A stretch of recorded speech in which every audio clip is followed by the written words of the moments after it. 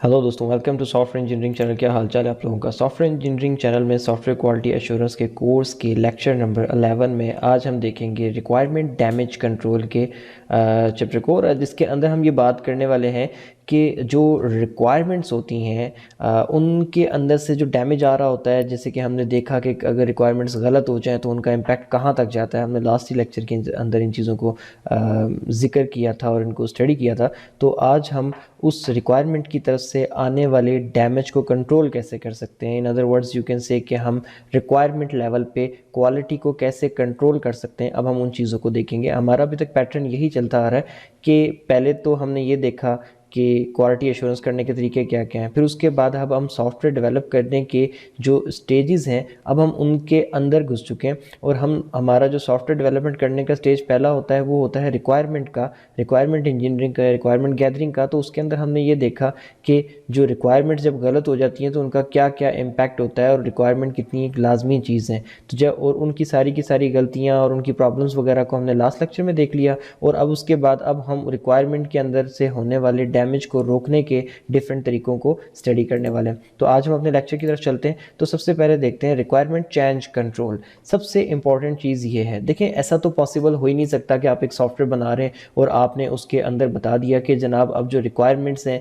वो चेंज नहीं होनी चाहिए, तो आपने ऐसा बोल दिया तो अब आने वाले वक्तों में रिक्वायरमेंट चेंज नहीं होगी। ऐसा हो ही नहीं सकता। कभी आपको रिक्वायरमेंट्स इसलिए चेंज करनी पड़ेंगी क्योंकि जब आपने रिक्वायरमेंट गैदर की तो शायद उस वक्त इतनी ज़्यादा रिक्वायरमेंट जो आपको मिली वो उस वक्त इतनी ज़्यादा क्लियर नहीं थी। जब आपको आपके सामने रिक्वायरमेंट्स क्लियर हुई, खुल के सामने आई, तो आपको पता चला कि जो आप कर रहे थे वो बेसिकली उस तरीके से नहीं करना जैसे आप कर रहे थे, इसको करने का कोई और तरीका करना पड़ेगा। ठीक हो गया। तो इसलिए भी रिक्वायरमेंट चेंज होगी। रिक्वायरमेंट चेंज करने की और भी ऐसी बेशुमार वजूहात आपके सामने टाइम टू टाइम आती रहेंगी जिसकी वजह से कभी ना कभी आपको रिक्वायरमेंट चेंज करनी पड़ेंगी। तो अगर आप ये कहें कि आपका रिक्वायरमेंट एक दफ़ा जब आप रिक्वायरमेंट के फेज़ से बाहर निकल गए, रिक्वायरमेंट गैदरिंग के फेज़ से, तो उसके बाद आप दोबारा रिक्वायरमेंट चेंज नहीं करेंगे, तो आप ये कह तो सकते हैं लेकिन ऐसा पॉसिबल नहीं है। तो फिर किया क्या जा सकता है, किस तरीके से रिक्वायरमेंट के चेंज को कंट्रोल किया जाए। तो करना ये है कि ऐसा तो आप नहीं कर सकते कि रिक्वायरमेंट में आने वाले चेंज को रोक दें, लेकिन आप ऐसा ये ज़रूर कर सकते हैं कि रिक्वायरमेंट में आने वाले चेंज की जो परसेंटेज है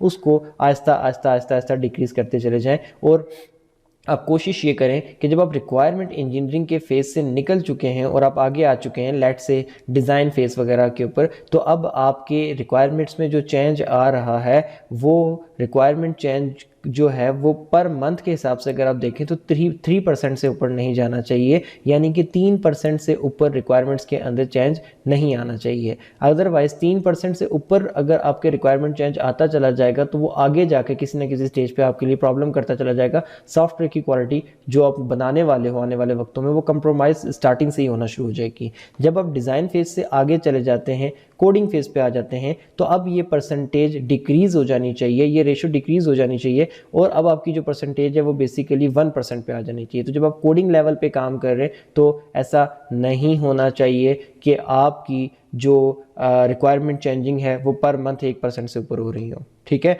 और जब आप कोडिंग से आगे चले जाए और टेस्टिंग फेज़ पे पहुंच जाएं तो आपका जो रिक्वायरमेंट चेंज है वो आपने इतना कंट्रोल कर लेना है कि अब आपके पास कोई भी रिक्वायरमेंट चेंज करने का ऑप्शन नहीं है। आप रिक्वायरमेंट चेंज को 0% पे ले आए। यहाँ पे भी जाके अगर आप रिक्वायरमेंट चेंज को किसी न किसी तरीके से अकोमोडेट करने की कोशिश करेंगे तो आप इस बात को भूल जाएं कि आप एक क्वालिटी सॉफ्टवेयर जो है वो आने वाले वक्तों में डिलीवर कर पाएंगे। तो सिंपल सी बात है कि अगर आप ये कहें कि रिक्वायरमेंट में आने वाले चेंज को मैं रोक दूंगा, नामुमकिन है, आप नहीं रोक सकते। तो फिर करना क्या चाहिए, रिक्वायरमेंट में आने वाले चेंज को कंट्रोल कर लें। कितना कंट्रोल कर लें कि रिक्वायरमेंट फेज से आगे निकल के डिज़ाइन फेज में जाने के बाद कंट्रोल करके इसको 3% पर मंथ पे ले आए। जब डिज़ाइन फेज से आगे निकलें, कोडिंग में जाएं तो कंट्रोल करके 1% पर मंथ पे ले आए और जब वहाँ से आगे टेस्टिंग पे चले जाए तो इसको 0% पर मंथ पे ले आए।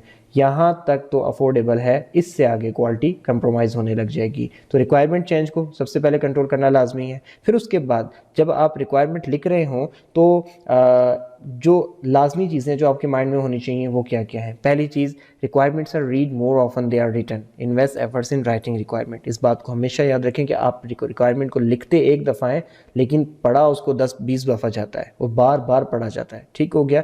तो इसका मतलब ये है कि पढ़ा बहुत दफ़ा जा रहा है लेकिन लिखा एक दफ़ा जा रहा है, तो वो जो एक दफ़ा लिख रहे हो उसी के ऊपर अच्छी खासी एफर्ट लगा के इतने अच्छे से लिख दो कि जितनी बार भी पढ़े उसके मतलब डबल डबल ना निकल रहे हों, अच्छे तरीके से हर इंसान जो भी पढ़े उसको ज़बरदस्त तरीके से आपकी चीज़ें क्लियर होती चली जाए। ठीक है। दूसरी चीज़ ये कि आप जब रिक्वायरमेंट लिख देते हो बीइंग अ सॉफ्टवेयर इंजीनियर या फिर बीइंग अ रिक्वायरमेंट इंजीनियर, तो लिखते हुए इस बात को अज्यूम मत करो कि जो इस रिक्वायरमेंट को पढ़ने वाला है वो भी उसी बैकग्राउंड से आया होगा जिस बैकग्राउंड से आप आए हो, या फिर वो रिक्वायरमेंट्स पढ़ने वाला भी उसी लेवल की नॉलेज रखता होगा जिस लेवल की आप रखते हो सकता है कि वो आप जैसी टेक्निकल नॉलेज ना रखता हो। तो चीज़ों को इस तरीके से एक्सप्लेन करो, इतने सादा लफ्ज़ों में एक्सप्लेन करो कि चीज़ें जो है हर तरीके के बैकग्राउंड से आने वाले बंदे को पढ़ने पे क्लियर होती चली जाए। फिर उसके बाद एक्सप्लेनेशन के ऊपर कभी भी कंप्रोमाइज़ मत करें। एक रिक्वायरमेंट है, जस्ट बिकॉज कि आपको being a requirement engineer clear है, इसका मतलब ये बिल्कुल भी नहीं है कि पढ़ने वाले को भी क्लियर हो जाएगी। आप उस रिक्वायरमेंट को अच्छे तरीके से, बहुत ज़बर तरीके से हर एक पॉइंट को उसके खुल के डिटेल में एक्सप्लेन करके लिखें ताकि अगर कोई और बंदा आप जैसी नॉलेज नहीं भी रखता तो वो भी उसको समझ सके। उसके बाद जब आप लिख रहे होंगे रिक्वायरमेंट्स तो कुछ गाइडलाइंस हैं जिनका आप ख्याल करें।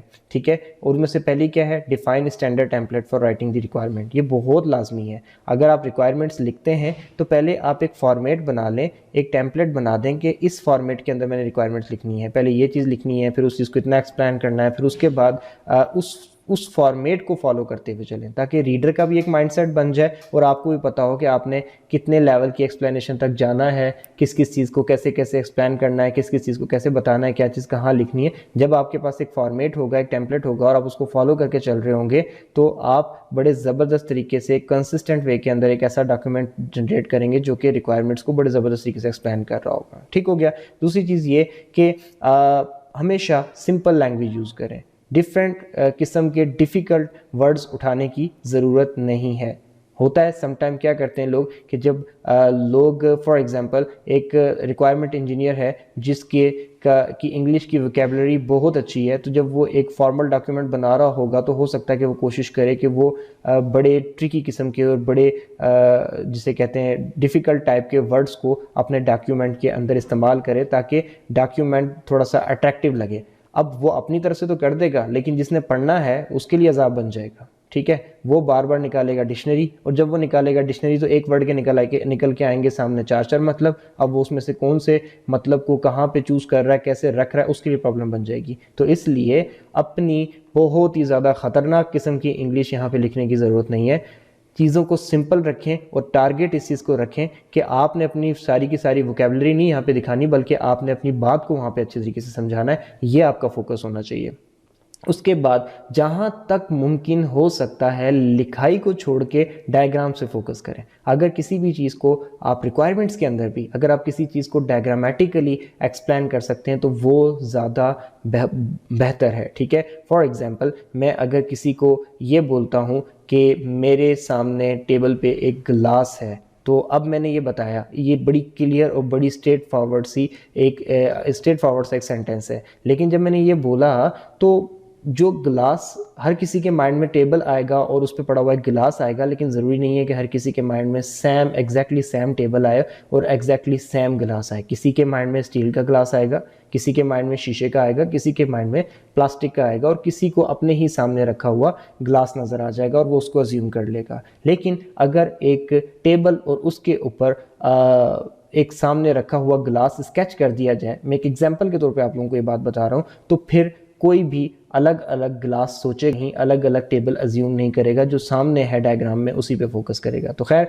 हमने स्केचिंग्स तो नहीं करनी होती, ये जस्ट एक एग्जांपल के लिए बताया, लेकिन हमारे पास यूएमएल डायग्राम्स अवेलेबल हैं। अगर आपका सॉफ्टवेयर इंजीनियरिंग का बैकग्राउंड है तो आपको थोड़ा सा पता होगा, अगर नहीं भी पता तो यूएमएल डायग्राम्स को थोड़ा सा स्टडी कर लें। तो कोशिश करें कि जहाँ तक हो सके तो डिज़ाइन फेज से पहले रिक्वायरमेंट इंजीनियर के अंदर भी डायग्राम्स का सहारा लें ताकि डायग्राम के ज़रिए चीज़ें ज़्यादा अच्छे तरीके से क्लियर हो सकती हैं। और उसके बाद जो वर्ड्स होते हैं जैसे कि कहीं लिख दिया एक्सेट्रा, जिसे हम कहते हैं वगैरह वगैरह, ये नहीं यूज़ करना। अब वगैरह वगैरह के अंदर जब आप चले जाते हो तो हर कोई वगैरह वगैरह में अलग अलग चीज़ें अज्यूम कर लेगा, तो अजम्पशन की जगह नहीं छोड़नी। जो चीज़ें हैं साफ साफ लिखो, जो नहीं है वहाँ पे बात ख़त्म कर दो। फिर उसके बाद टाइमली, मीन के आपने ये काम टाइमली करना है। अब किसी की नज़र में टाइमली करने का मतलब एक दिन हो सकता है, किसी की नज़र में टाइमली करने का मतलब एक हफ्ता हो सकता है, और किसी की नज़र में 1 घंटा हो सकता है। हर किसी का स्किल सेट और वर्किंग कैपेबिलिटीज़ अलग अलग है। तो ये चीज़ नहीं लिखनी, बल्कि एग्जैक्ट टाइम लिखना है कि यार ये काम आपने 2 घंटे के अंदर अंदर करना है। ठीक है। इफ़ नेसेसरी, सूटेबल, ये ऐसे लफ्ज़ हैं जिसकी वजह से रिक्वायरमेंट्स का हाल बुरा हो जाता है और सॉफ्टवेयर की क्वालिटी कंप्रोमाइज़ हो जाती है। इफ़ नेसेसरी का मतलब ये कि अगर ज़रूरी समझो। ठीक है। आपने तो ये बोल दिया अगर ज़रूरी समझो, हो सकता है कि कस्टमर ज़रूरी समझता हो सकता है कि बनाने वाला ज़रूरी ना समझे। हर किसी का अलग माइंड सेट है। तो इफ़ नेसेसरी को आप किस तरफ लेके जाओगे? यानी कि आपने अगले बंदे के माइंड सेट और उसकी सोच पे छोड़ दिया। आपने सोच पे क्यों छोड़ा? आपने ऐसा नहीं करना है, आपने क्लियरली बताना है करना है या नहीं करना। इफ़ नेसेसरी कुछ भी नहीं होता। ठीक है। सूटेबल, अब ये सूटेबल भी कोई ऐसा वर्ड नहीं है, सूटेबल है या नहीं है। बीइंग एन इंजीनियर ये आपने डिसीजन लेना है, आपने क्लाइंट से पूछना है कि यार चाहिए या नहीं चाहिए, मेरे सूटेबल को छोड़ो। तो ये चीज़ें इस तरीके से स्ट्रेट फॉरवर्ड होनी चाहिए। देख लो, हो सके तो शायद, अच्छा चलो ट्राई करते हैं, ये वो बातें होती हैं जिससे आप किसी भी मकसद तक, मतलब तक नहीं पहुंच सकते। तो इन बातों का आपने ख्याल रखना है, तो ही आप एक अच्छा जो रिक्वायरमेंट्स को का बना हुआ डॉक्यूमेंट है वो आप जनरेट कर सकेंगे। आगे भी हम इन चीज़ों पे बात करेंगे। आज कुछ बेसिक्स के बारे में मैंने बताया है, तो अभी इस लेक्चर को मैं यहीं पे एंड करता हूँ। प्लीज़ अगर वीडियो अच्छी लगी हो तो लाइक कर लीजिएगा, चैनल को सब्सक्राइब करके सपोर्ट शो करें अपनी थोड़ी सी, और दोबारा मिलेंगे नेक्स्ट लेक्चर में। तब तक के लिए अल्लाह हाफिज़।